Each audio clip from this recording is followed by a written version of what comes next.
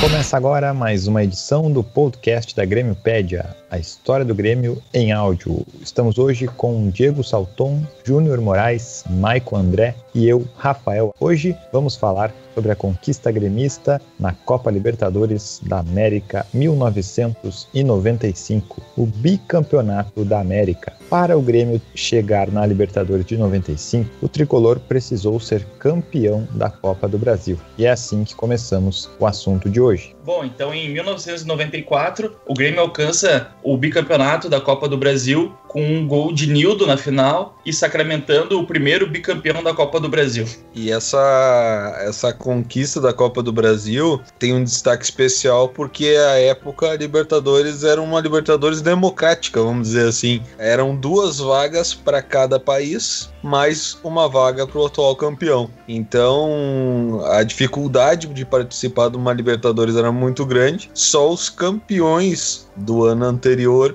que tinham essa possibilidade de participar da Copa Libertadores da América. Libertadores raiz, né? Essa Libertadores de 95, o único país que tinha mais representantes era a Argentina, né? Com 3, como o Diego destacou. O campeão da Libertadores do ano anterior, que tinha sido o Vélez Sarsfield, ganhando do São Paulo a final, né? E River Plate e Independiente. E os brasileiros representantes eram Palmeiras, que tinha conseguido o bicampeonato brasileiro, período 93 e 94, e o Grêmio, que tinha ganhado a Copa do Brasil em 94, então apenas 2 representantes brasileiros. Outros países também só com 2, Bolívia tinha 2, Chile, Colômbia, Equador, Paraguai, Peru, Uruguai e Venezuela, totalizando 21 participantes nessa Libertadores 95. Mas antes da disputa da Libertadores de 95, que começou ali no mês de fevereiro, o Grêmio teve que montar o grupo para a temporada de 95. E aí vem o nosso próximo tema, que são os jogadores do Grêmio em 95. A formação do elenco. O Grêmio perdeu algumas peças importantes da conquista de 94, que é o que o Júnior vai falar agora. Com o título de 1994, veio um pouco do que acontece sempre no futebol nacional, que é a valorização do elenco. E o jogador valorizado, quando ele quer sair, ele sai. Foi muito o que aconteceu e também pela necessidade de caixa, né, que o Grêmio enfrentava também no início dos anos 90 ali, que teve a oferta de compra do meio-campista Pingo, que foi vendido para o Cruzeiro de Minas, e também saiu o zagueiro Aguinaldo. E com esse dinheiro que entrou, as vendas eram em dólares, né? E o Grêmio começou a formar o grupo que se tornou o campeão da América naquele ano. E é interessante esse ponto do elenco, né? Porque saíram grandes nomes, os principais nomes. E aí já entra um ponto inicial aí da característica desse elenco da época em si, que eram jogadores em baixa e muitos desconhecidos, né, do torcedor, o que gerou inicialmente, até por parte da torcida, da mídia, algumas críticas em relação às contratações e à qualidade das contratações, porque era um Grêmio que vinha do título da Copa do Brasil, né, e aí tem uma cobrança maior justamente por ser um elenco que vinha de um título. E desse grupo de 94, os 5 jogadores mais importantes aí continuaram no Grêmio, todos criados, né, no Grêmio: Darley, Roger, Emerson, Arilson e Carlos Miguel. Mas o volante Emerson, que estava inscrito na Libertadores 95 com a camisa 10, 2 dias antes da estreia, acabou tendo aí uma grave lesão no joelho direito contra o Brasil de Farroupilha, e aí acabou sendo cortado da Libertadores. E lembrando aí, né, que o Emerson tem esse azar aí, porque isso aconteceu novamente na Copa de 2002, ele era titular e capitão da seleção brasileira, e na véspera da estreia também acabou se machucando e ficando de fora da Copa do Mundo, sendo que naquele ano o Brasil foi campeão. Então o Emerson perdeu, né, de ser campeão em 95 na Libertadores e de ser campeão do mundo em 2002. Mas vamos falando então da formação desse elenco, as contratações que surgiram para essa temporada que deram um bom resultado dentro de campo, né? Além então do Darley, que já era do grupo, o Grêmio foi atrás do lateral direito e conseguiu trazer aí o Arce, do Cerro Porteño, que foi o destaque aí na temporada, e depois, pelos 7 anos seguintes, foi eleito o melhor lateral direito da América. Para a zaga, o Grêmio trouxe uma dupla que fez história, né, pessoal? Realmente, o primeiro que chegou foi o Adilson, que agora é conhecido como Adilson Batista, técnico, né? Ele veio do Atlético Mineiro e ele já se firmou como titular. Na primeira fase da Libertadores, o companheiro dele era o Luciano, mas futuramente chegou mais um zagueiro, que ele foi inscrito só na segunda fase, né? E no meio-campo, além, claro, do Roger na lateral esquerda, no meio-campo o Grêmio trouxe também uma dupla que fez muito sucesso. O Dinho foi o camisa 5 da equipe, vindo do Santos, e que futuramente, né, vai fazer um gol muito importante aí nessa conquista da Libertadores 95. E quem foi o parceiro do Dinho, pessoal? Ao lado do Dinho a gente tinha o volante goiano, né, que veio do Remo e foi brilhante mesmo, com muitos gols ao longo das temporadas, permaneceu do Grêmio bastante tempo também, levantou bastante canecos aqui conosco e fazia bastante gols de falta, cobrava escanteios, ajudava na volância, na marcação. Muito bom volante o goiano, Luiz Carlos Goiano. E na armação das jogadas continuava a dupla de 94, Arilson e Carlos Miguel, pratas da casa, dois canhotos aí que traziam muita habilidade para esse meio campo do Grêmio. No ataque, com a lesão em agosto de 94, a lesão de Nildo, o Grêmio teve que ir atrás de um outro centroavante, enquanto o Nildo estava se recuperando da lesão no tendão do pé esquerdo. E aí o Grêmio encontrou lá no Vasco, até o pessoal pode comentar sobre isso, um centroavante que até hoje é lembrado pelo torcedor gremista. O Grêmio tinha contratado também no início de 95 por empréstimo o jogador Magno, que tinha vindo do Flamengo, inclusive, a exemplo do que aconteceu com o Paulo Nunes, e o Magno vinha também para ser o titular dessa equipe. Mas logo com a chegada do Jardel, já no final de janeiro daquele ano, algumas partidas do Campeonato Gaúcho o Magno entrou como titular, mas logo no começo já da temporada o Jardel já ganha essa posição. E quando inicia a Libertadores, no primeiro jogo do Grêmio, o Jardel já começa como titular da equipe. No gauchão começa o Magno, mas o Magno ele era um atacante assim mais de velocidade, não fixo assim como o Jardel. Veio o Magno, mas acabou perdendo a vaga, sofreu com lesões ali, por isso que ele também não se firmou. Mas daí quem entrou realmente foi o Paulo Nunes pro lugar dele. Bom, então esses foram os reforços do Grêmio que acabaram virando titulares durante toda a temporada de 95, se juntando, claro, a Derlei, Roger, Arilson e Carlos Miguel. Antes de entrarmos definitivamente na lista de jogos, no grupo do Grêmio na Libertadores de 95, vamos só trazer dois destaques, que são os jogadores inscritos na segunda fase. O atacante Carlinhos foi vendido para o Botafogo de Ribeirão Preto e na vaga dele, com a número 24, o Grêmio trouxe um zagueiro paraguaio. É isso, Júnior? Exatamente, veio o Rivarola, né? E o Rivarola era um jogador de mais idade comparado com o elenco que a gente tinha dos pratas da casa, né? Ele veio com 30 anos pro Grêmio e tem um comentário que o Derlei fala, assim, numa das entrevistas, tantas que a gente ouve por aí, que ele fala assim,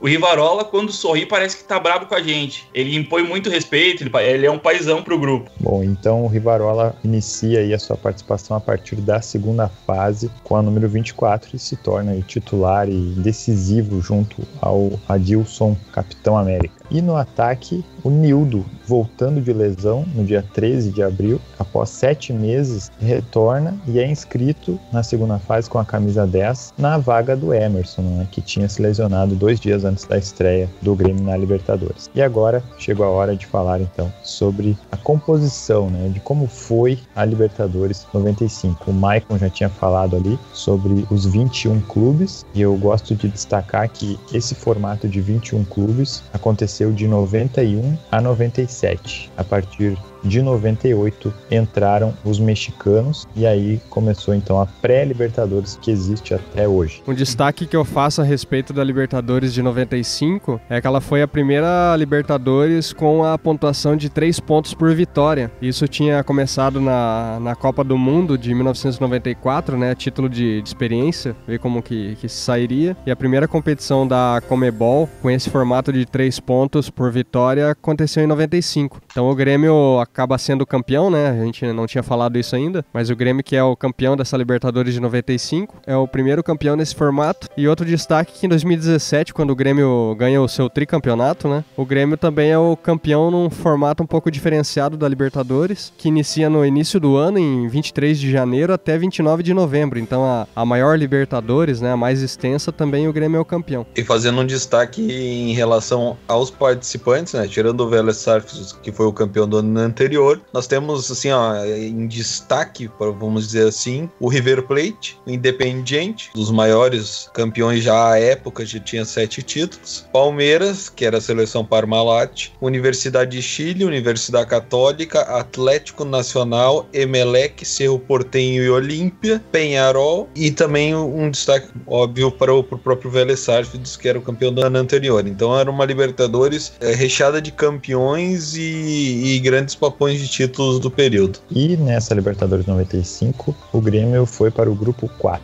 junto com o outro brasileiro Palmeiras e os equatorianos Emelec e Eu Nacional. O grupo 4 iniciou no dia 21 de fevereiro de 95 no Palestra Itália. A estreia do Grêmio foi contra o Palmeiras. Então, no jogo do Palmeiras contra o Grêmio, ele foi a estreia do Grêmio, né? O Grêmio sai perdendo, Roberto Carlos faz um gol, Roberto Carlos, aquele mesmo da Copa de 98, daquela esquerdinha bem fraquinha que ele tinha. O Jardel, na estreia nossa, já dá o seu cartão de visita, um gol de cabeça, mas o Palmeiras passa à frente novamente com um gol de Rivaldo, aquele mesmo da Copa do Mundo. Luiz Carlos Goiano, de falta, que a gente comentou que ele batia bastante falta, empata o jogo novamente, e Edmundo acaba sacramentando a vitória do Palmeiras. O Edmundo, aquele mesmo da Copa do Mundo. Eu tô salientando para mostrar um pouco da força do elenco que tinha o Palmeiras. Palmeiras, que era bicampeão nacional naquele momento, 2 anos seguidos, 93, 94, ele havia ganhado o título brasileiro, e ele chegava com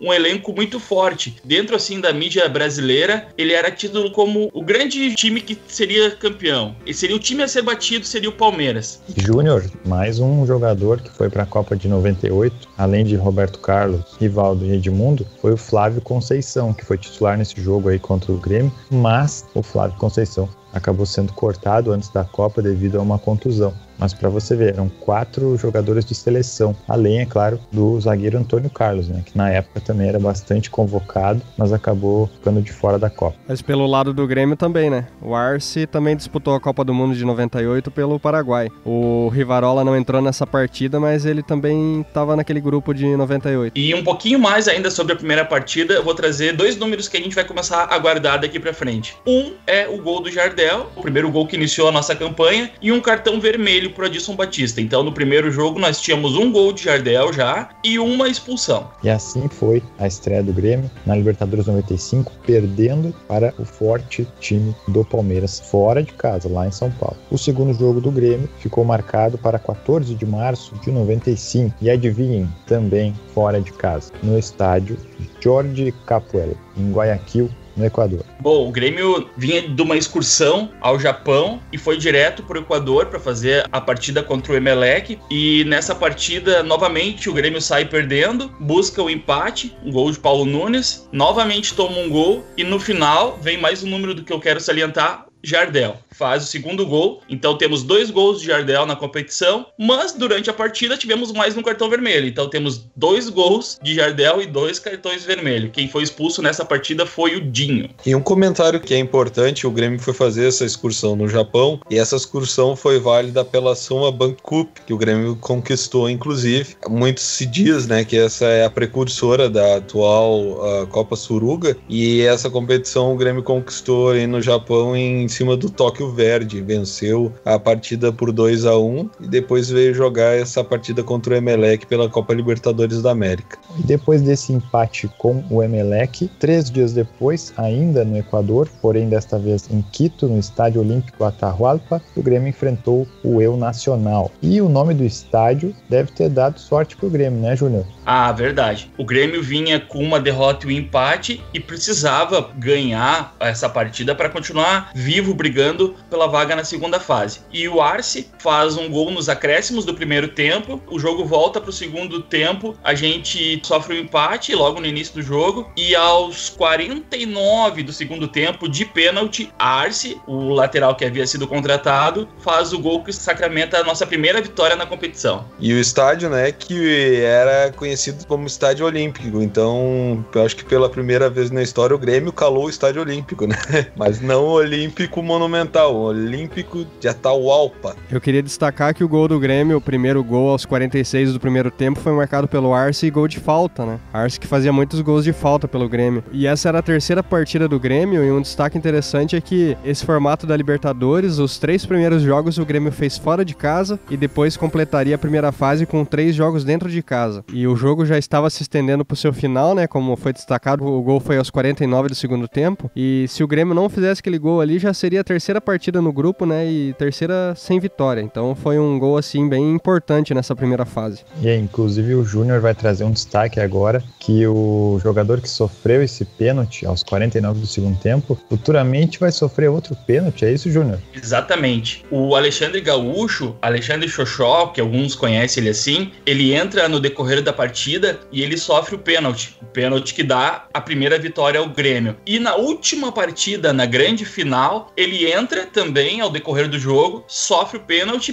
que dá o título ao Grêmio. E daí é importante a gente ressaltar a força do elenco, né? Um jogador que entra, que tá dentro da área, que pressiona o adversário a ponto de sofrer pênalti e faz com que a gente ganhe a primeira partida e depois ganhe o título, porque sem aquele pênalti lá, até estaria ganhando o título, mas seria muito mais difícil, né? Poderia sofrer uma pressão maior até o final, mas isso a gente vai falar futuramente. E para fechar então essa primeira vitória do Grêmio, a gente tem que destacar que no lugar do volante Dinho, que estava suspenso, jogou o André Vieira. Poucos devem lembrar do André Vieira, mas ele participou aí da conquista da Libertadores 95. E sobre os titulares, né, a dupla de zaga ainda era formada por Luciano, com o Adilson, Capitão América. O Rivarola ainda não tinha chegado, somente na segunda fase. E no meio-campo, a dupla com o Carlos Miguel ainda era Wagner Mancini, né? Esses 3 jogos, a dupla de armação foi Wagner Mancini e Carlos Miguel. O Arilson ainda não tinha conquistado a vaga de titular. Vamos para o próximo jogo? Vamos. O retorno do Grupo 4 iniciou em 22 de março, no Estádio Olímpico, em Porto Alegre. O Grêmio enfrentou novamente a seleção Parmalat. O destaque que eu faço desse jogo que acabou 0-0, e acho que ninguém gosta de ir ao estádio e assistir um 0-0, né? Mas com certeza naquela época alguém gostaria de ir no estádio e assistir um 0-0 desde que fosse Grêmio e Palmeiras. Só a título de exemplo, nós ainda não comentamos as 2 partidas seguintes que o Grêmio faria em casa por esse grupo, mas a partida seguinte o Grêmio leva 16 mil pessoas ao estádio. Na última partida do grupo, o Grêmio leva 4.700 pessoas ao estádio. E nesse jogo com o Palmeiras, faltou pouquinho para nós chegarmos a 50 mil pessoas nesse estádio. Foram 49.610 o público total. Então, só para ter um parâmetro, né, do que era um Grêmio e Palmeiras. O Grêmio e Palmeiras que faziam, nos anos 90, vários embates aí importantes, né? Inclusive, o Grêmio já vinha, anterior a essa Libertadores, de 2 eliminações contra o Palmeiras. Uma pelas quartas de final do Campeonato Brasileiro em 90, que o Grêmio eliminou o Palmeiras, e uma outra eliminação que foi pela Copa do Brasil de 93, pelas quartas de final ambas, né? O Grêmio vinha eliminando o Palmeiras e a gente vai ver que no decorrer dessa Libertadores tem mais um confronto direto entre as equipes.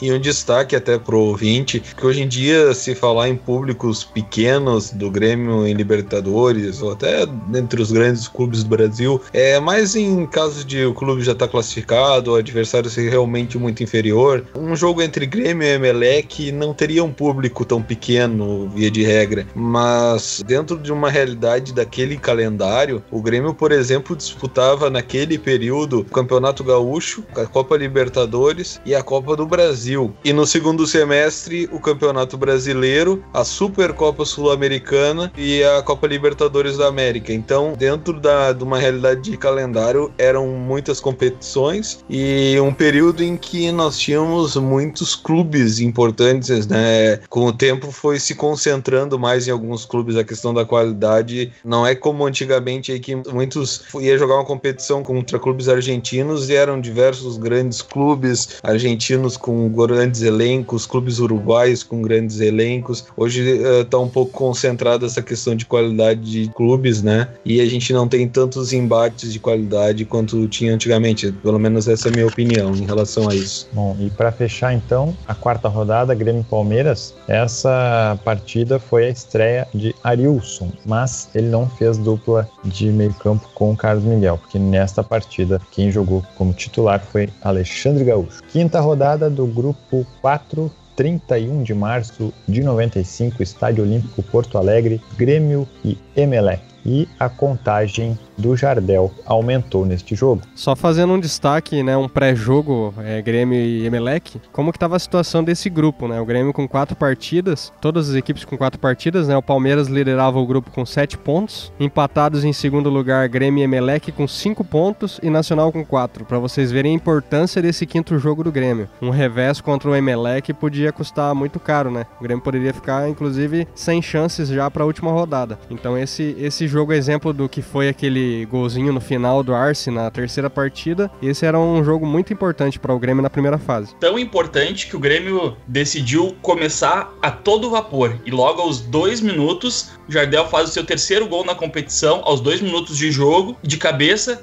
De cabeça também, dentro do primeiro tempo, Luciano, o zagueiro, faz o segundo gol do Grêmio. Isso o jogo já estava, porque o Grêmio tinha tomado um gol aos 17, estava 2-1. Mas o que eu queria salientar é que de cabeça também, Paulo Nunes faz o terceiro gol ainda no primeiro tempo, aos 37. E é interessante salientar isso porque 3 gols de cabeça não é algo muito comum, né? Ainda mais quando se fala que Paulo Nunes fez gol de cabeça, é algo menos comum ainda. E para fechar a partida, Magno sacramenta o 4-1 no segundo tempo. Esse último gol, o Emelec perdendo de 3-1, foi para cima do Grêmio e acontece ali um erro no meio de campo e o Magno sai praticamente livre, né? Ele corre do meio de campo até onde está o goleiro adversário e toca na saída do goleiro. O goleiro ainda espirra a bola, mas ela passa entre as pernas ali e acaba saindo o 4º gol do Grêmio, que sacramenta essa vitória, né? Com essa vitória, o Grêmio chega a 8 pontos e mantém o Emelec com 5 e vai para a última rodada já bem mais tranquilo, né? Com a classificação praticamente garantida. Isso. E outro número que eu quero trazer, que é o terceiro cartão vermelho que a gente leva na competição. Nessa vez, quem foi expulso foi o Adilson.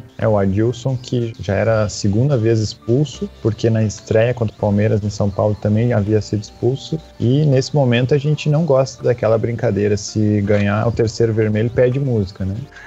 Deixamos assim mesmo, já tá bom, 2 expulsões, né, Adilson? Mas o Grêmio é bastante conhecido. Nesse período, essas brincadeiras, elas acontecem bastante com relação ao Grêmio, que o Grêmio era um time violento e etc. Mas, na verdade, não era só jogador do Grêmio que era expulso nessas partidas, né? O Grêmio, naquele empate com o Emelec, tem um jogador do Emelec que saiu do banco, o Ivo Ron, e entra no segundo tempo da partida, ele também é expulso, né? Exemplo do que acontece com o Dinho naquela partida. Na outra partida que o Grêmio disputa também, que é essa do Emelec, também tem um jogador do Emelec expulso, que é o Antônio Gonzalez, né? Então, na verdade, tinha jogador expulso pros 2 lados, né? E as pessoas acabam lembrando só do Grêmio. É que, na verdade, o Grêmio era um time muito combativo, né? Não se entregava, lutava por toda a bola. E também tem a questão dos ciúmes, né? Porque se monta um elenco ali multimilionário, com um investimento de uma multinacional, toda a mídia destaca o elenco do Palmeiras como o grande elenco, o grande favorito, é o clube do centro do país, do centro da mídia, e aí chega lá o Grêmio, do seu jeitinho ali de sempre,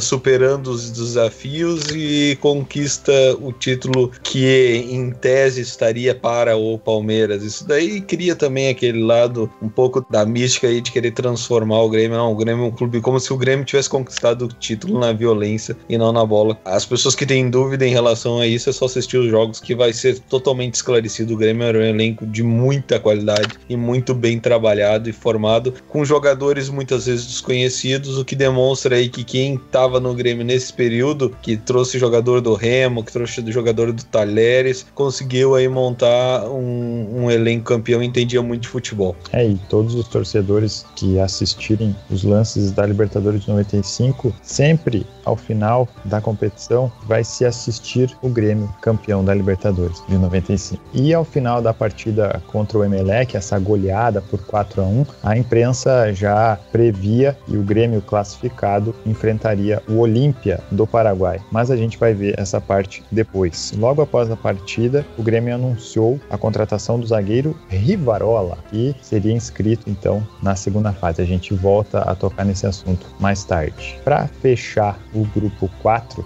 no dia 7 de abril, o Grêmio recebeu o El Nacional do Equador no Estádio Olímpico em Porto Alegre, sendo que 3 dias antes o El Nacional jogou em São Paulo e sofreu 7-0 do Palmeiras. Como foi essa partida entre Grêmio e El Nacional no Estádio Olímpico? Uma partida onde o Grêmio jogou com alguns jogadores tidos como não titulares, né? O caso de Jardel, que não jogou. O próprio meio-campo ainda não tinha se firmado, né? O Arilson inicia como titular essa partida, mas era quase que um teste para ver se ele realmente seria o titular. E na zaga tínhamos Scheid no lugar do Adilson, que tinha sido expulso, e ainda tínhamos o Luciano, que futuramente se tornaria reserva dentro do grupo. O jogo estava lá até metade do segundo tempo 0-0, e o destaque que eu trago é que o primeiro gol foi marcado por Jax que entrou, só que o árbitro da partida deu o gol na súmula para Jardel, e até hoje na Conmebol diz que o Jardel tem 12 gols nesse campeonato, o que na verdade são 11, porque o árbitro se confundiu ao escrever Jardel, e não era como as súmulas são hoje, digitais, e ficou o gol pro Jax até hoje. E para finalizar a partida, o Magno faz o 2-0, sacramenta nós na segunda fase da competição. Ainda sobre essa primeira fase, só fazendo um destaque, quem conhece a história não comete os mesmos erros, né? Isso é uma das importâncias e um dos objetivos aí do nosso trabalho, é que o torcedor conheça um pouco mais a história do clube, tenha mais na história um alento ou até um indicativo para ter cuidado em relação a alguns tipos de atitudes que o próprio torcedor toma. Se nós formos analisar na primeira fase da competição, o Grêmio começou a competição perdendo nesse grupo, empatou, depois ganhou no último minuto do El Nacional e empatou com o Palmeiras em casa. Dentro da competição faltavam mais 2 jogos e o Grêmio estava numa situação de campanha que no período podia assustar, né? Que era o campeão da Copa do Brasil, tinha toda a expectativa em cima do Grêmio, principalmente por parte da torcida, e tu ganhar no último minuto no terceiro jogo e empatar os outros 2 e perder um, tu tinha uma pontuação pequena dentro da competição, né? E inclusive imagine-se a situação em que o Grêmio poderia ter empatado com o Nacional, como eu disse, foi no último minuto, né? Então era uma coisa que poderia ter acontecido. Seria uma situação em que o Grêmio mesmo assim iria se classificar dentro dos resultados até o final, mas é importante destacar isso para o torcedor, que principalmente nos dias de hoje, né, não fazer terra arrasada, valorizar o Grêmio, valorizar o elenco, apoiar, né? A gente não pode exigir do torcedor que não haja crítica, mas olha, esse começo de Libertadores, por exemplo, é uma parte da história que a gente destaca a título de, olha, não duvide do Grêmio. O Grêmio pode, o Grêmio é grande e o Grêmio sempre se supera. O destaque que eu faço dessa partida, e já encaixando no comentário anterior, é que nessa partida o time do El Nacional, ele tem 2 jogadores expulsos, né? Um é o lateral direito, o Marco Constante, e o meio-campista também, o Oswaldo de la Cruz. Outro destaque com relação a esse grupo é que o Grêmio acaba ajudando o Emelec também na sua classificação, né? Porque o Emelec foi até São Paulo e perdeu o jogo pro Palmeiras e ficou com 5 pontos. E o El Nacional empatando com o Grêmio em 0-0. Vocês podem ver que os gols saíram só no segundo tempo ali. E com um empate o El Nacional chegava a 5 pontos também. Então ali o Grêmio já classificado, né? com alguns reservas, não seria nenhuma surpresa assim tão grande, de repente o El Nacional conseguia ele fazer um golzinho, né, porque era o jogo da vida deles, e o El Nacional ali nesse jogo nervoso, né, acaba com 2 jogadores expulsos, e o Grêmio ajuda o Emelec a se classificar, porque o Grêmio faz esses 2 gols que o Júnior destacou com o Jax e Magno, se classifica, né, fica a situação do grupo Palmeiras classificado com 13 pontos, o Grêmio classifica em segundo com 11, o Emelec, graças ao Grêmio, fica com 5 pontos ali, também se classifica, e o El Nacional fica na lanterninha do grupo com 4 pontos. Mas veja que mesmo o El Nacional perdendo de 7-0 do Palmeiras, ainda foi para a última rodada com chances de classificação. Esse grupo do Grêmio, que é o grupo 4, eu considero esse grupo o grupo da morte da competição. Nós vamos ver no decorrer, né, que o Grêmio, o Palmeiras e o Emelec, eles avançam para a fase de oitavas de final. As 3 equipes, elas passam para as quartas de final. Na semifinal, nós vamos ainda falar sobre isso, mas nós vamos ter o confronto de Emelec e Grêmio, represando aí essa primeira fase. E o Palmeiras, que é o outro do grupo que tinha se classificado, também ele enfrenta o Grêmio. Então o Grêmio faz essa reedição, né, contra os seus adversários da primeira fase, nas quartas de final e na semifinal. E então eu considero o grupo da morte, porque as 3 equipes classificadas, elas foram muito longe na competição, até a fase de semifinais, né? E o Palmeiras só não foi até as semifinais, como eu falei, porque parou no Grêmio nas quartas. Eu considero ser o grupo mais difícil da competição. E outro número sobre a primeira fase, dos 25 inscritos que o Grêmio tinha, 2 estavam fora, um lesionado, que era o Emerson, e um que foi pro Botafogo de Ribeirão Preto, que é o Carlinhos, ou seja, o Grêmio tinha 23, na verdade, né? Desses 23, 3 eram goleiros, mas somente o Darley jogou, e então apenas 3 jogadores não jogaram na primeira fase: Murilo, Carlão e Dega, ou seja, o Grêmio utilizou 20 jogadores na primeira fase. Isso mostra, né, que o Filipão estava preocupado em utilizar o seu grupo para deixar todos também com 100% dentro de campo, né? Nenhum momento utilizar um jogador meia boca, né, na parte física. Então isso fez com que o Grêmio conseguisse a classificação também para a segunda fase, que é o próximo tema. Vamos começar pelas oitavas de final da Libertadores 95, que foi contra o Olímpia, né? Como a imprensa já previa, o Grêmio acabou enfrentando o Olímpia nas oitavas de final. O primeiro jogo no dia 25 de abril de 95, no Defensores del Chaco, em Asunción.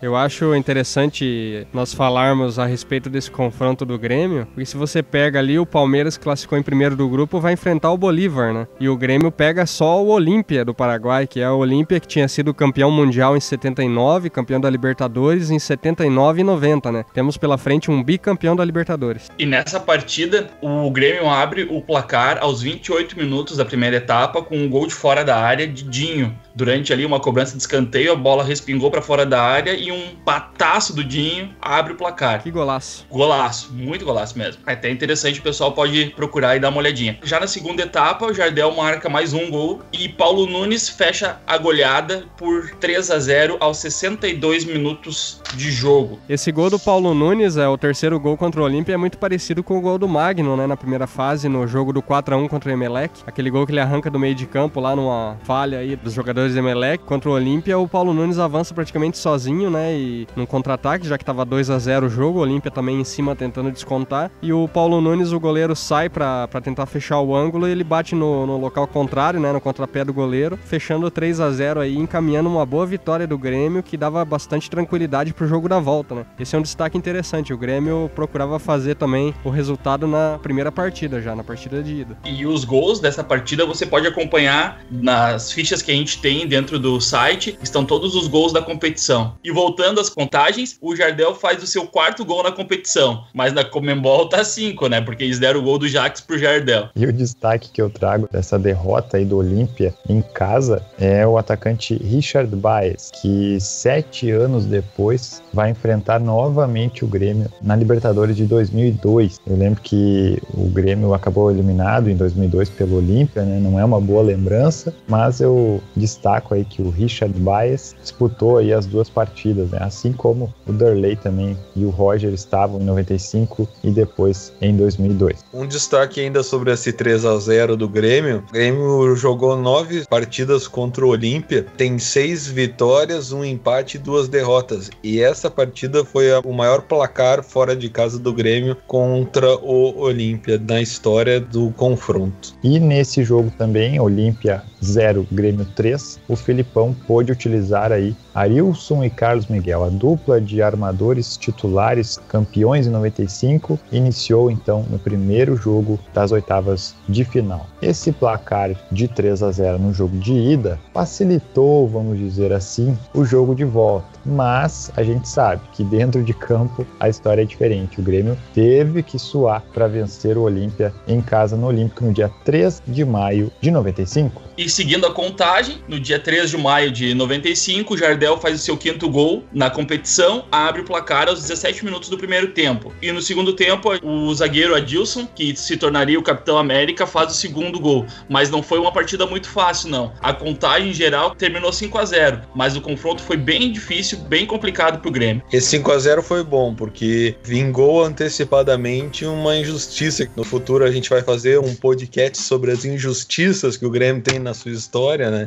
Alguns momentos polêmicos, e a gente vai tratar especificamente essa questão do Olímpia em 2002, mas aí a gente já adianta que a gente se vingou antecipadamente de algumas coisas que aconteceram em 2002, né? E esse 5-0 no Olímpia era uma profecia também do que ia acontecer com o Grêmio na sequência da Libertadores, hein?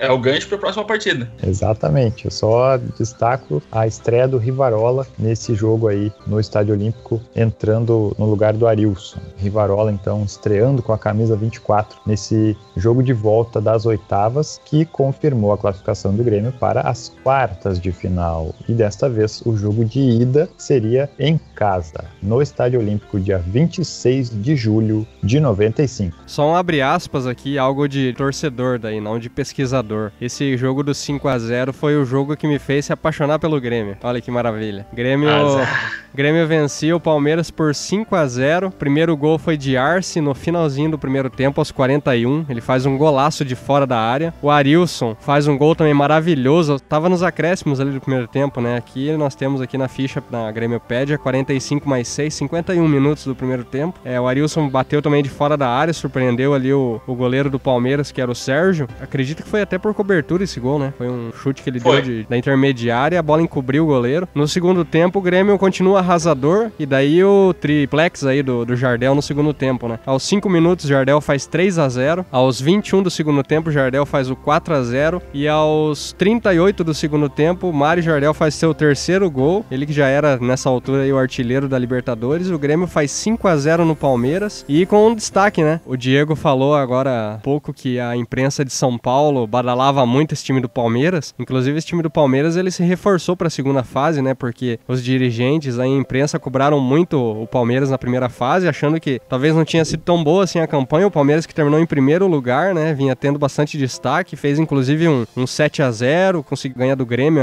a primeira partida, um empate na segunda, e o Palmeiras se reforça ainda para essa segunda fase. Também troca de treinador, né? Que começa a Libertadores com Valdir Espinosa, e nessa altura o técnico já era o Carlos Alberto Silva. Então tava tudo ali armado para que o Palmeiras tivesse aí até mais tranquilidade para enfrentar o Grêmio. Mas o que se viu foi um Grêmio batalhador, um Grêmio guerreiro, e que esse jogo, além de ter essa história comigo, né, que foi um jogo assim que me traz muita lembrança da minha infância, é um jogo assim que foi um divisor de águas pro Grêmio na Libertadores. Quando aconteceu esse jogo, eu tinha a convicção de que o Grêmio seria campeão da América. É que muito se falou, né, que esse jogo era uma final antecipada. Também isso é um destaque. É claro que depois de o Grêmio campeão pode-se dizer isso, né?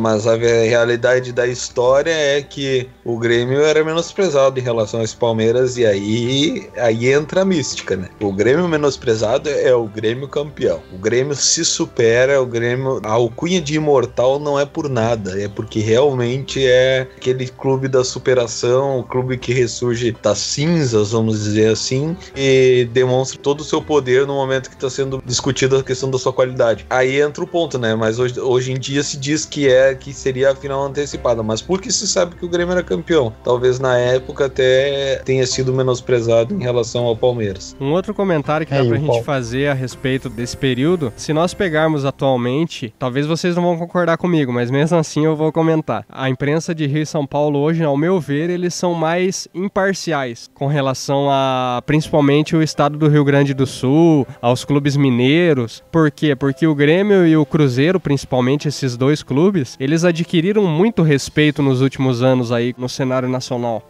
Mas se você pegar esses anos 90, nós vamos possivelmente falar num outro podcast sobre a conquista também do Grêmio em 96 no Campeonato Brasileiro, em 97 também na Copa do Brasil contra o Flamengo. Você vê aí que nesse período o Grêmio, praticamente que os narradores, os comentaristas, eles torciam contra, descaradamente nos seus comentários. Inclusive, eu acho que a síntese disso nessa partida com o Palmeiras é você ver o comportamento do narrador da Rede Globo à época, que era o Galvão Bueno, e ainda continua sendo, né? Mas aquele período ali, o Galvão Bueno, você vê que nos gols do Grêmio não existe empolgação alguma pelos gols, né? A imprensa, dá pra gente considerar que eles estavam tristes ali com o Grêmio fazendo os gols e vencendo aquela partida, né? Porque o time da mídia no momento e que eles queriam muito, a imprensa de um modo geral, assim, queria muito que fosse campeão, era o Palmeiras e não o Grêmio. O Grêmio digamos assim, era o patinho feio da história, né? E Grêmio, assim como eu falei do Cruzeiro, né? Mas esses dois clubes são clubes aí que no cenário nacional eles acabam calando a boca, né? Seja não só da torcida adversária, como já foi destacado aqui, mas também eu vejo que a imprensa também muitas vezes foi calada pelo Grêmio. E outro ponto nessa questão em si é que na verdade o que acontece, né? Demorou-se muito, primeira coisa, para entender que o Grêmio é Brasil também. O Grêmio tá dentro do Brasil, o Grêmio é um clube brasileiro, o Cruzeiro também, que são clubes que merecem dentro do futebol brasileiro, principalmente a questão do reconhecimento como um clube nacional. Nesse período, e aí a minha visão também, é que parecia que era um clube estrangeiro jogando dentro do Brasil. Chegou um clube lá do Uruguai e vai jogar contra o Palmeiras. Aí é óbvio que a mídia vai torcer a favor do clube brasileiro, aí é uma questão até de nacionalismo e tudo mais, mas demorou-se para ver o Grêmio como um clube brasileiro. E outro ponto se demorou também para ter conhecimento do tamanho da torcida, do tamanho da força do Grêmio. E que o Grêmio contribui, assim como o Internacional, como o Atlético, como o Cruzeiro, para o futebol brasileiro como um todo. Não se tinha essa visão. E essa é uma visão bem provinciana e bem antiga, e se nós pegarmos ali os períodos anteriores aos anos 90, a questão ainda piora, né? Principalmente na questão da seleção brasileira. Parece que o futebol do Rio Grande do Sul não existe, e isso é uma questão até de deslocamento, de dificuldade. A gente não pode querer que no período dos anos antigos, né, se tenha a mesma possibilidade de ver um jogador como se tem hoje. Hoje em dia se pega um avião muito fácil, se olha pela internet, a situação é bem diferente, mas que existia uma questão provinciana, que o futebol parecia que era só no centro do país. Isso se estendeu até início dos anos 2000, sem dúvida nenhuma. E o destaque aqui que eu trago dessa partida é o time violento, né? O time violento que tem um jogador expulso aos 17 minutos do primeiro tempo, e o Rivaldo sai expulso, e seguindo a partida teve mais 2 expulsões. Daí teve uma briga entre o Valber e o Dinho. Ambos saem expulsos, e por isso que o gol do Arilson sai nos acréscimos, porque a partida ficou paralisada com a saída deles, com a briga, deu uma briga fora de campo. E até sobre essa briga a gente tem um depoimento do Darley, né, que ele fala um pouco sobre essa briga, que ele acaba sendo um dos primeiros jogadores a ser punido por vídeo, porque o jogo tava rolando, já tinha retornado, e começam a brigar ali perto do gol dele, o Dinho e o Valber, e ele sai pra defender o Dinho, e o jogo rolando, ele dá umas porradas lá e volta pra sua meta. Então sobre isso a gente também vai ter um pequeno depoimento dele sobre esse fato, que é um dos primeiros jogadores a ser punido por vídeo. Eu fui o primeiro jogador a ser tirado de um jogo por vídeo, que foi lá o negócio do Darley com o Valber lá, que eu dei aquela... Eu era jovem e, cara, eu fiz aquilo lá pra... É aquela coisa, você vê o Dinho correndo de um lado, do outro lado vem o Valber e mais uma pessoa do Palmeiras. Ele tava levando o Valber para o vestiário. E quando o Dinho começou a correr do outro... Eu comecei a ver que o Dinho começou, conforme o Valber andava, o Dinho disse, mas por que o Dinho tá indo tão devagar? E eu comecei a cuidar. Aí eu comecei a ver que era o Valber. Quando chegou atrás do gol, os dois começaram a correr um em direção ao outro. E aí o cara começou a correr junto. Não sei quem é, se é preparador, se era um segurança, o que era do Palmeiras. Eu, naquela minha, né, da amizade, 2 contra 1, não, vou ajudar. O jogo em andamento. Mas na minha cabeça, cara, 2 contra 1, não, vou ajudar. Meu amigo. Cara, eu fui... Esqueci do resto, que os jogos entre Grêmio e Palmeiras naquela década era o auge do futebol na América. Então agora a gente acabou de ouvir o que ele tinha para falar sobre essa partida, né? Darley, nosso grande goleiro que vinha da base do Grêmio. Isso que eu queria destacar, porque o Grêmio é tido como time violento, mas nessa partida quem começou batendo pra caramba foi o Palmeiras, tanto que o Rivaldo foi o primeiro expulso, depois teve a confusão entre o Valber e o Dinho. E destacar aí da equipe do Palmeiras, né, que o pessoal pode talvez pensar que 5-0 jogaram com os reservas. Não, meu amigo, estavam Roberto Carlos, Flávio Conceição, Rivaldo, o Edmundo já tinha saído pro Flamengo, mas aí entraram Miller e Cafu, tetracampeões com a seleção em 94. Encerrado 5-0 no Estádio Olímpico, 7 dias depois, o jogo de volta em São Paulo, no Palestra Itália, 2 de agosto de 95. Palmeiras e Grêmio. O Júnior vai trazer aí, vai atualizar para o torcedor como está a contagem de gols do Jardel. Aos 8 minutos da primeira etapa, o Jardel abre o placar, fazendo seu 9º gol na competição. E no placar agregado, o jogo a essa altura estava 6-0 para o Grêmio. E esse é o gol do dia. Aí a cobrança fechada, passou por todo mundo. Gol!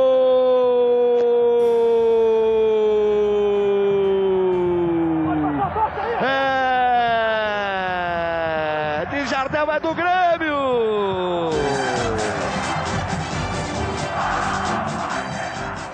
Esse foi o gol do dia do podcast de hoje, especial aí sobre a Libertadores 95, o 9º gol de Jardel naquela edição da Libertadores. Mas voltando ao jogo, Palmeiras 0, Grêmio 1. Grêmio 6.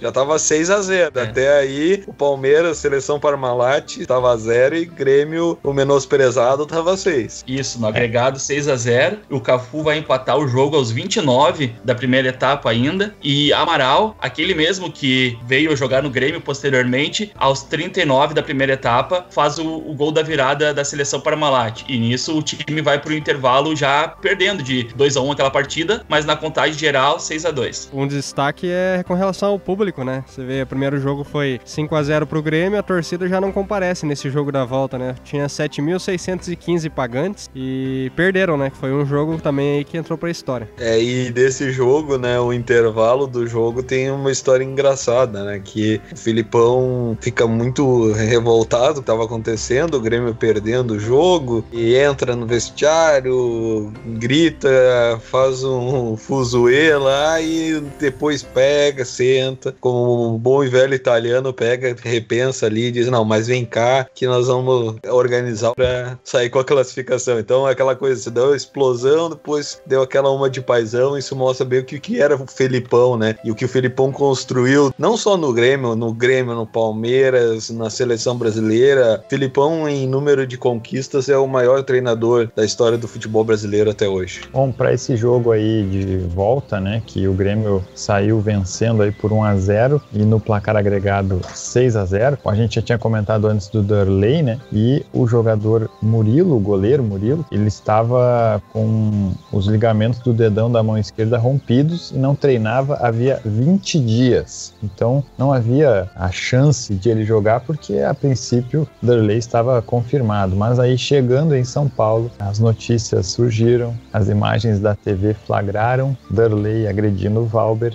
e o goleiro foi punido e Murilo, mesmo com os ligamentos do dedão da mão esquerda rompidos, teve que jogar titular naquela partida. Então será que aí está um pouco explicado esses 5 gols do Palmeiras? Será que um pouco foi por causa dessa lesão do Murilo, que jogou 90 minutos lesionado? Eu acredito que sim, né? Dei pouco de confiança também, né? O pessoal passa a ter medo que ele não vai conseguir terminar o jogo e essas coisas vão afetando o psicológico dos jogadores, tudo influencia. E daí, depois que o time do Palmeiras faz a virada e vem pra cima, acho que cada gol pesava um pouco mais, tanto que o 4º gol do Palmeiras é de pênalti. O Grêmio não era um time que fazia tantos pênaltis nessa época, e daí comete pênalti, o Grêmio toma o gol, e aos 84 minutos, que é o último gol do Palmeiras, o 5º gol aos 39 do segundo tempo, o gol, imagina, o goleiro toma o gol pelo meio das pernas e faltando 6 minutos para acabar, e o Palmeiras se fizesse mais um, imagina, ficou muito pressionado nesse momento. Além do Murilo lesionado, o desfalque do Dinho fez com que o Felipão botasse o Scheid com o Rivarola na zaga e o Adilson mais pra frente ali na marcação junto com o Goiano. O Paulo Isidoro faz o 3º gol do Palmeiras aos 13 do segundo tempo, o Mancuso faz de pênalti, como o Júnior destacou, aos 24 do segundo segundo tempo e o Cafu faz aos 39 do segundo tempo. Então imagina aí, o jogo ainda tinha mais 6 minutos de os acréscimos e o jogo já estava 5-1 pro Palmeiras, bastava um gol para levar para os pênaltis. É uma situação delicada, né, se nós formos analisar, porque depois de fazer um 5-0 é quase inimaginável, né, tomar uma virada dessas, que quase aconteceu. Eu acredito que por essas questões, principalmente da lesão no Murilo, não tem como é que um jogador vai jogar sem o seu principal instrumento, que são as mãos, né? É muito complicado para um goleiro jogar com uma lesão. Hoje em dia, eu acredito que nem iria o goleiro, iria alguém, nem que seja da base. Não sei como é que seria a situação também na questão de inscrição, como é que tava e tudo mais. Daqui a pouco não tinha outra opção, mas é uma coisa inimaginável tomar uma virada depois de um 5-0, né? Foi realmente um jogo. Isso demonstra o poder do Palmeiras na época e a importância da conquista do Grêmio. Inclusive a notícia da imprensa diz que o terceiro goleiro, o Carlão, ele estava lesionado e ficou em Porto Alegre, né? Então nem teria um outro jogador. Por isso essa questão que o Diego traz, né? De será que poderia inscrever um outro goleiro? Nesse caso, a princípio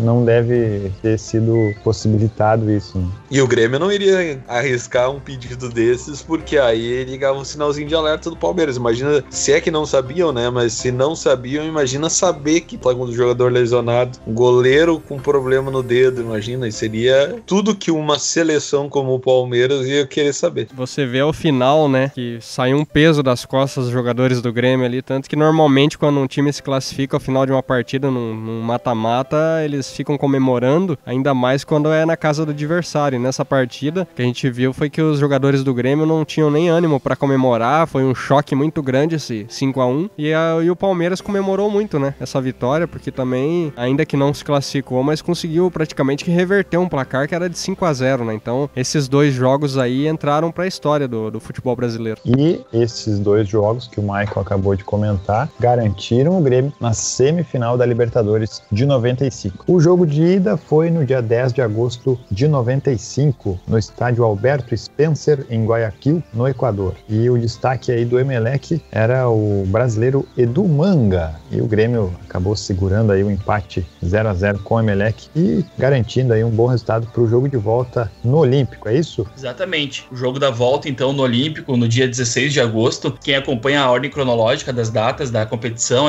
teve uma parada, né, antes do jogo contra o Palmeiras para a Copa América de 95. Por isso que a competição se estendeu um pouco mais do que era habitual nos anos 90. E no jogo da volta, nós temos o 10º gol do Mário Jardel, que é o segundo gol do Grêmio. O Paulo Nunes abre o placar aos 29 do primeiro tempo e aos 40 ainda do primeiro tempo, o Jardel faz o seu 10º gol na competição, para comemorar o 11º. E a gente pode fazer um destaque do Emelec mais uma vez, né? Que na primeira fase, em 2 partidas, eles tiveram 2 jogadores expulsos, uma em cada partida, e nesse quarto jogo entre as 2 equipes, o Emelec teve mais 2 jogadores expulsos, né? O volante Verduga e o meio-campista, o Gustavo Hederman. Será que alguma vez alguém enfrentou tantas vezes clubes equatorianos, hein? Dos 14 jogos do Grêmio, 6 foram contra equatorianos nessa campanha de 95. E o Grêmio, classificado para a final, enfrentaria o Atlético Nacional da Colômbia, que eliminou nada mais nada menos que o argentino River Plate nos pênaltis em pleno El Monumental em Buenos Aires. O jogo de ida da final, marcado para o Estádio Olímpico no dia 23 de agosto de 95. Alguém pode olhar a final e falar assim, pá, mas o Grêmio pegou o Atlético Nacional, né? O Atlético Nacional, a gente sabe que depois ele viria a ser campeão da Libertadores de novo. O Atlético Nacional que tinha ganhado a Libertadores em 1989, mas até então você pega uma final Grêmio Atlético Nacional, alguém pode achar que o Atlético Nacional era um time fraco, né? Como o Rafael destacou, o Atlético Nacional eliminou o River Plate nas semifinais e nas fases de oitavas de final o Atlético Nacional tinha eliminado o Peñarol do Uruguai também, que também era uma equipe muito forte. E tem toda uma polêmica por trás do Atlético Nacional, né? Com relação a cartel de drogas e tudo mais, bancando a construção desse time, né? E era um time também, assim como o Palmeiras, era um time multimilionário, né? Muitas estrelas dentro do time do Atlético Nacional, não por menos, tenha chegado a uma fase final da Copa Libertadores. Era, sem dúvida nenhuma, um dos grandes elencos que já foram produzidos dentro do futebol colombiano. Esse foi um dos maiores, sem dúvida nenhuma. E o Grêmio leva para esse jogo nada mais, nada menos que 60 mil pessoas para estádio, hein? E 60 mil pessoas viram Marulanda abrir o placar com gol contra, Jardel aos 43 fazer o 2-0, seu 11º gol na competição, 12º para Conmebol. Paulo Nunes faz o terceiro gol já na segunda etapa, fazendo 3-0, e o Nacional desconta, fechando a partida em 3-1. O Felipão ficou brabo aí. Podia ser um 3-0 e deixaram o Atlético Nacional fazer um gol. Acho que o Felipão ficou bem brabo depois do jogo. E esse gol aos 27 do segundo tempo do Atlético Nacional é o gol do respiro, né? Porque se ele vai com 3-0 pro jogo da volta, ficaria muito difícil de reverter. Então esse gol aí deu um pouco de esperanças pro torcedor do Atlético Nacional e pra equipe, né? Esse gol foi o que deu vida pro Nacional pro jogo da volta, né? O Diego até falou que o elenco era multimilionário e o goleiro deles era o René Higuita, né? O Higuita que ficou muito conhecido por aquele lance que ele faz uma partida lá, que a bola vem e ele acerta com os pés, só que a cabeça abaixa e ele acerta com os pés, né? Uma jogada bastante plástica. Escorpião. Como se fosse escorpião. Aquele jogo é um amistoso com a Inglaterra e o juiz já tinha paralisado o jogo, né? Apitado, e aí o cara chutou pro gol e ele aproveitou e fez aquele lance e entrou pra história. Ele era uma figura, né? Tanto é que até hoje é lembrado como um dos maiores goleiros da história do futebol mundial, justamente por sua irreverência e pela qualidade, sem dúvida nenhuma, que ele sempre teve, né, no decorrer da carreira. E outro destaque, o volante Serna, né? E depois foi campeão pelo Boca Juniors da Libertadores. O atacante Ángel, que fez o gol no Olímpico, né? Que depois foi para o River Plate também. E nesse jogo não jogou Aristizábal, né? Que também era do Atlético Nacional. Reforçando aí o que nós falamos, que era um clube forte, né? Com jogadores de qualidade. E após essa fenomenal vitória sobre o Atlético Nacional em Porto Alegre, o Grêmio foi para o jogo de volta no dia 30 de agosto de 1995 no estádio Atanásio Girardot, em Medellín, na Colômbia, ou Medellín, como falam os colombianos. E lembrando que no dia seguinte, 31 de agosto, era aniversário de Luiz Carlos Goiano, então imagino que ele tenha entrado com mais vontade em campo, né? Vontade de sobra, né? Tanto que ele acabou sendo até expulso na segunda etapa. Esse jogo ele começa muito complicado pro Grêmio, né? O Atlético Nacional ele abre o placar logo a 12 minutos com o Aristizábal. O Aristizábal que depois dessa participação dele pelo Atlético Nacional, ele se transfere pro São Paulo, né? Ele faz bastante sucesso, inclusive no Brasil, joga no São Paulo, no Santos, no Vitória, e fica bastante conhecido também por jogar no Cruzeiro, aquele Cruzeiro espetacular de 2003 que foi campeão brasileiro. Então com 12 minutos, 1-0 Atlético Nacional, a partida começa bastante difícil. Bastava um 2-0 pro Atlético Nacional levar o jogo pros pênaltis. E o jogo ele se torna bem, vamos dizer assim, no linguajar popular, encardido pro Grêmio, né? Porque o Nacional, o Atlético Nacional, ele vem pra cima mesmo, assim, com toda a força possível. A torcida empurrando, o estádio tava bem cheio e o Grêmio pressionado, as coisas não estavam acontecendo como o Grêmio queria, lógico, né? A ideia, depois de ter feito 3-1, era ir lá, empatar e estourar champanhe e botar a faixa no peito, né? Mas não foi muito fácil, não. Daí o jogo pressionado, como todos os jogos do Grêmio, os grandes títulos nunca são fáceis pra nós. E a gente vê que o Grêmio aguentou a pressão até que no segundo tempo, como eu já havia falado lá no início, entra o Alexandre Gaúcho, sofre o pênalti e o Dinho vai cobrar e vai botar a taça na mão do Grêmio definitivamente. Até então, se a gente tomasse um gol a mais, a gente teria que ainda ir pra pênaltis, e pênaltis não é uma coisa muito boa na história do Grêmio. Nesse lance o Goiano é expulso também, né, Júnior? Isso, exatamente, no lance que dá origem ao pênalti. Graças a Deus não foi pros pênaltis, né? Porque nesse mesmo ano, infelizmente, a gente tem uma decepção com relação a pênaltis. Foi dentro de campo, na bola, medalha no peito, é isso que importa. O Nildo, que é o jogador nosso que faz o gol do título em 94 da Copa do Brasil, uma homenagem merecida, ele entra no final dessa partida, né, aos 37 do segundo tempo. O Nildo, nosso atacante, entra pra saída do Jardel. E então, lembrando aí pro torcedor gremista, o melhor final que poderia acontecer para essa Libertadores de 95 é o Grêmio campeão, com Adilson, Capitão América, levantando a taça. O gol do Dinho aos 41 do segundo tempo vai fechar então esse nosso podcast especial da Libertadores de 95. Confere aí, torcedor, e vamos, Grêmio. Abraço, pessoal, até a próxima. Até mais, pessoal. Até mais. Valeu. Volta a bola agora para Nildo. Nildo entregou a bola na frente. Pegaram o pé do jogador do Grêmio. Tentava jogar o Goiano. Agora Alexandre derrubado na área. Derrubado na área. É pênalti. É pênalti. É pênalti. O juiz marcou pênalti, Macedo.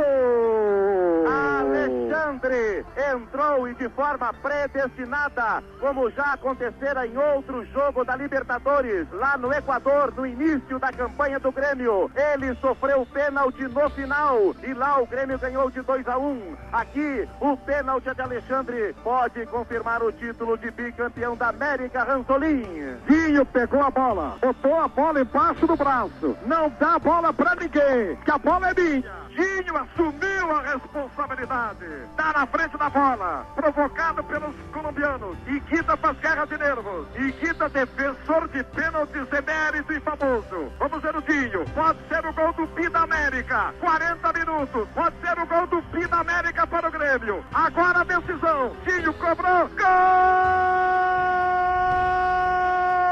do Grêmiozinho, 40 minutos e 30, Grêmio bicampeão da América, Grêmio bicampeão da América em Medellín. Atenção, Japão, aí vai o Grêmio bi da América. Vai terminar, terminou, acabou o sofrimento. O Grêmio, o Rio Grande, o Brasil são também campeão da América em 95.